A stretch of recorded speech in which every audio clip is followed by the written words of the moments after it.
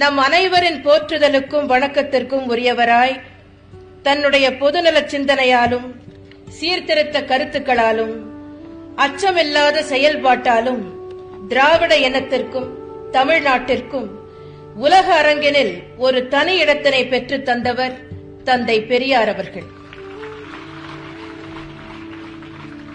தமிழருக்கு மட்டும் தந்தை அல்ல, திராவிட இனத்திற்கே தந்தை அவர். நவீன இந்தியாவின் மறுமலர்ச்சிக்கு வித்திட்ட சிந்தனை சிற்பிகளுக்கெல்லாம் தலைமையானவர் அவர்.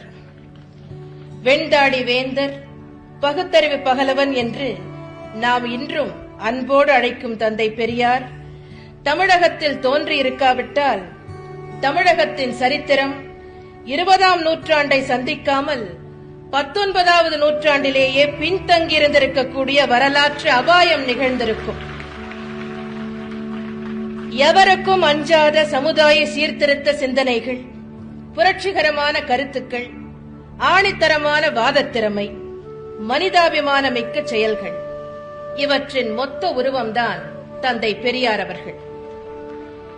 பெரியார் என்ற ஒரு தனி மனிதரும் அவர் தோற்றுவித்த சுயமரியாதை இயக்கமும் தமிழ்நாட்டில் தோன்றியிருக்காவிட்டால் தமிழ்நாடு இன்று தலை நிமிர்ந்து நிற்க முடியாது, தமிழ் இனம் இன்று தரணியெங்கும் புகழ் பெற்றிருக்க முடியாது.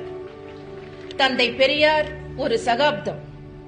என்னுடைய பார்வையில் தந்தை பெரியார் 20ஆம் நூற்றாண்டிற்கு தமிழகம் தந்த ஈடு இணையற்ற சிந்தனை சிற்பி, தத்துவ ஞானி, அறிவுலக மேதை என்று நான் ஆணித்தரமாக கூறுவேன்.